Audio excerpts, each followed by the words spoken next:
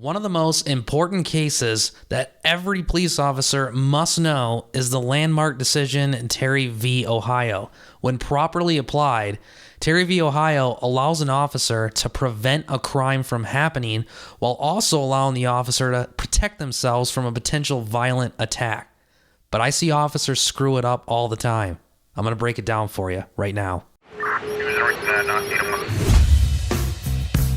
What's up, everybody? Attorney Eric Scranlin with Tactical Legal Solutions here, and this is the Tactical In-Service Podcast, a podcast for law enforcement where I break down case law and training topics to help you, the law enforcement community, stay up on the law. Today, I'm going to be talking about a landmark decision, arguably one of the most important cases that every police officer must know, and a great tool for policing, and that is the landmark decision, Terry v. Ohio. I know this has been covered a million times by a million different lawyers and police officers, and you can find a ton of videos out there on YouTube. But I really wanted to address this basic topic in this episode of the podcast because in my career as a prosecutor, and especially now that I train, and then looking back to when I was defending officers in civil rights lawsuits, I would see this screwed up all the time. I see students mess it up all the time. It seems simple, but it's a little more complex because we have Terry v. Ohio, and then we have the case law that came after it. So I want to take a few minutes today and just kind of break down the Terry v. Ohio case, and I want to talk about a couple of aspects that every officer has got to know, kind of bury it in your subconscious because it's so important to know these basic terms about policing. In Terry v. Ohio, this landmark decision is something that every officer has to understand and know like a lawyer. So let's go over it. I'm going to break it down for you and kind of give you the context of what a lawyer should know and what you need to know because you're expected to be a lawyer. So you have to know it like a lawyer. So let's break down Terry v. Ohio. All right, I want to, before I dive in kind of all into the facts here, I want to give you a little bit of a context about Terry v. Ohio because Terry versus Ohio came out, and I think it was 1968. The facts happened in 1963. So if we look at policing prior to 1963, there were two types of police encounters. The first type of encounter was what we all know as the consensual encounter. So a police officer approaches someone on the street, they have a conversation, that person's not trapped, a reasonable person wouldn't feel like they couldn't leave whenever they want to. It's a consensual encounter. Consensual encounters don't raise the Fourth Amendment because the person's not seized, which is what the Fourth Amendment requires. So during a consensual encounter, a police officer can go and talk to someone. That was one way of a police-citizen encounter prior to Terry v. Ohio. The only other encounter that could happen between police officer and citizens would be an arrest based on probable cause. So you either have a consensual encounter or you have the police officer that has probable cause. They're now going to seize the person, so the Fourth Amendment applies, but they must have probable cause to arrest that person. There was nothing in between prior to Terry versus Ohio. We didn't have investigatory detention or reasonable suspicion. We got that from the Terry case. So I wanted to put that into a little bit of historical context to kind of show you what it was like before Terry and what this did and how it added a third type of police-citizen encounter, the one that we use so often, reasonable suspicion, criminal activity is afoot. All right. The facts of Terry versus Ohio, I really want to spend some time to tell you about Detective McFadden, who was the officer involved in the case. Detective, because it puts into context, you'll kind of see how the Supreme Court came to their decision, and a big part of it was Detective McFadden. Detective McFadden was a 39-year veteran with the Cleveland Police Department. He'd been assigned to patrol a particular area in downtown Cleveland for over 30 years.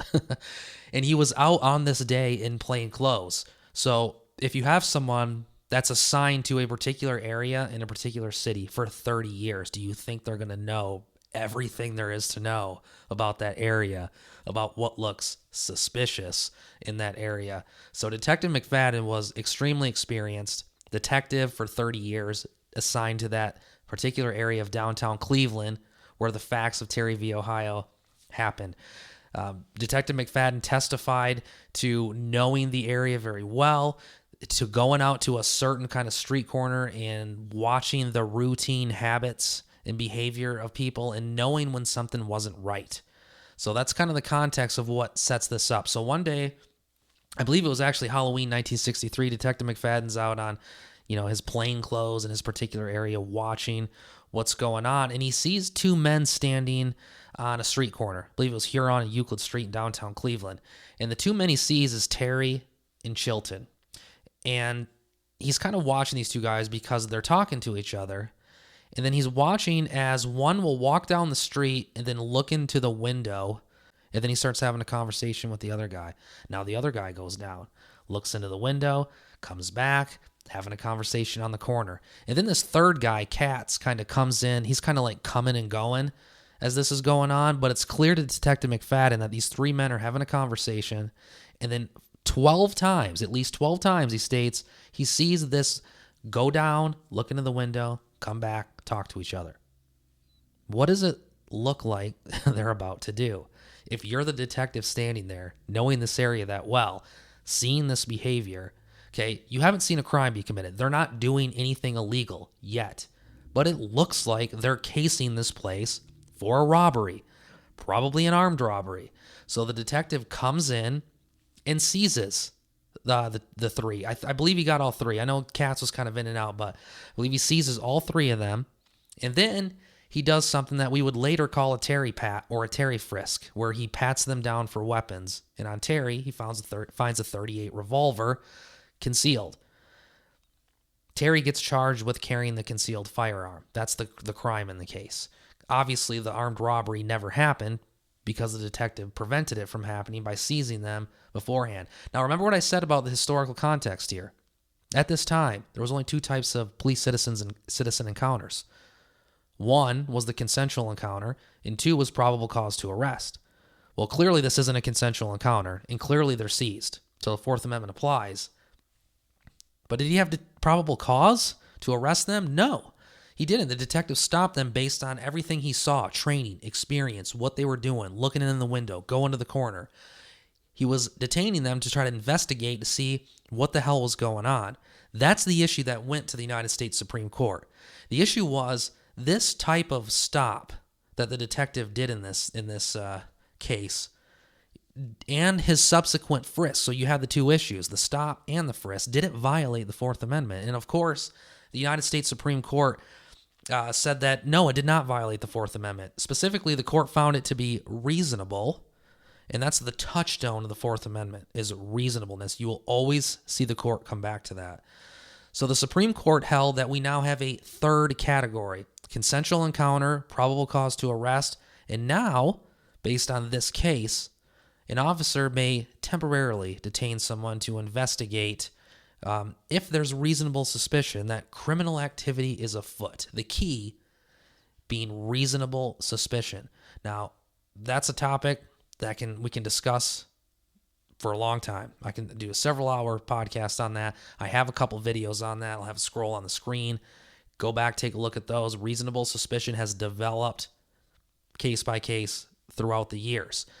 But it goes back to Terry v. Ohio, and it's that standard of, can you articulate facts that let you as an officer infer that a crime is taking place or is about to take place or has taken place recently?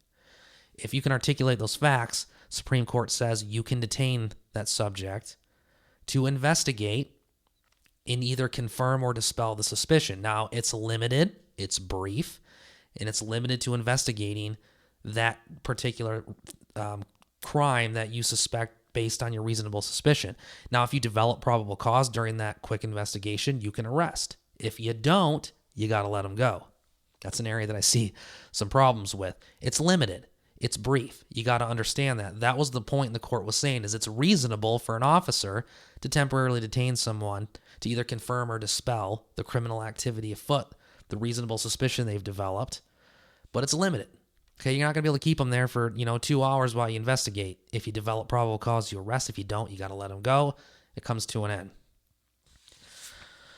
All right, so that's the Terry stop aspect, but the second part of it is where I see a lot of officers have confusion, and that's the Terry frisk aspect, because remember, the two issues that went to the court was, do we have a reasonable detention, which the court said yes, and they created that third category reasonable suspicion, criminal activity afoot, but they also had to address the frisk because that was a search.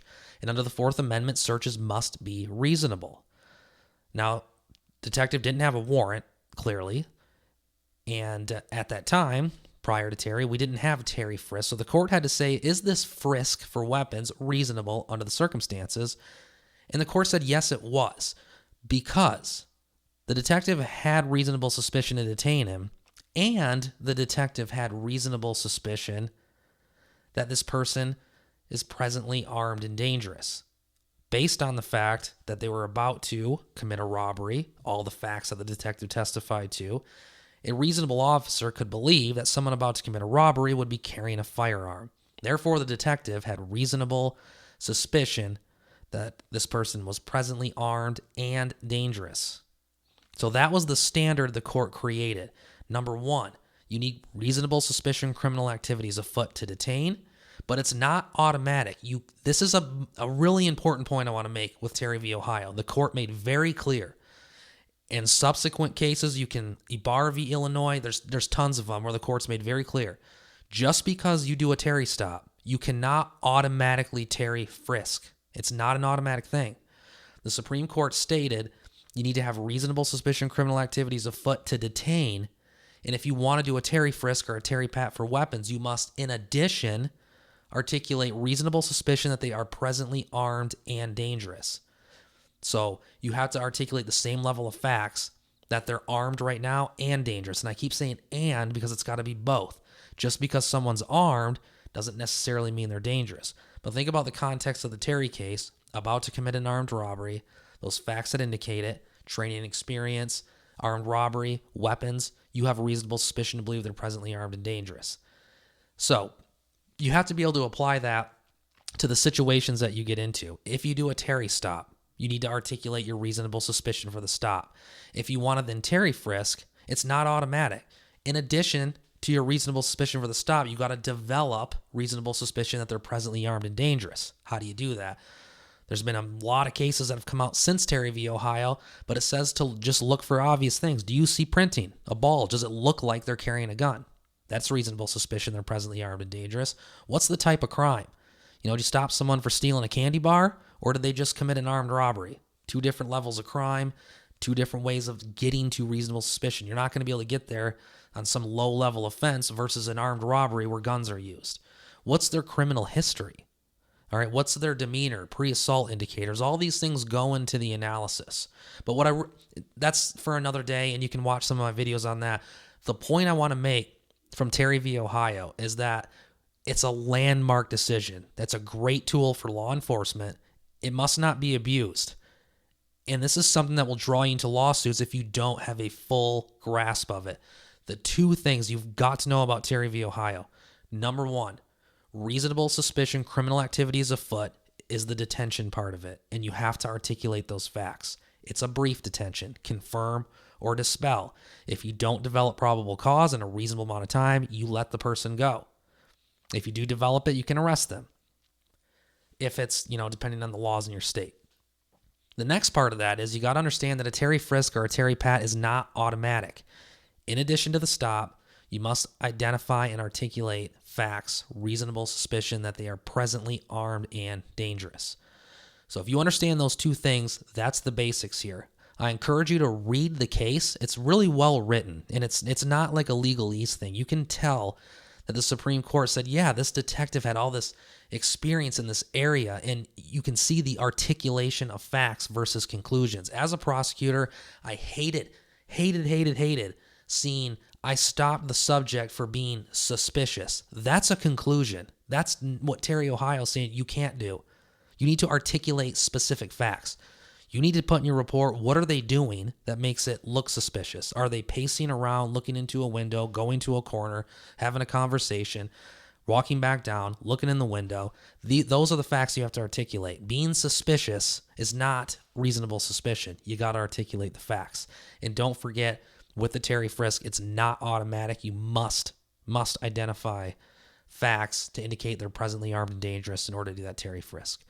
So 15 minutes. I covered Terry v. Ohio. I hope that helps give you a little bit better understanding. If you want some more information on this, you can go to my website at tacticalattorney.com. I have a full Fourth Amendment course where we really dive deep into this and then some of the cases that have come after. So understanding reasonable suspicion and kind of where the court goes from Terry v. Ohio.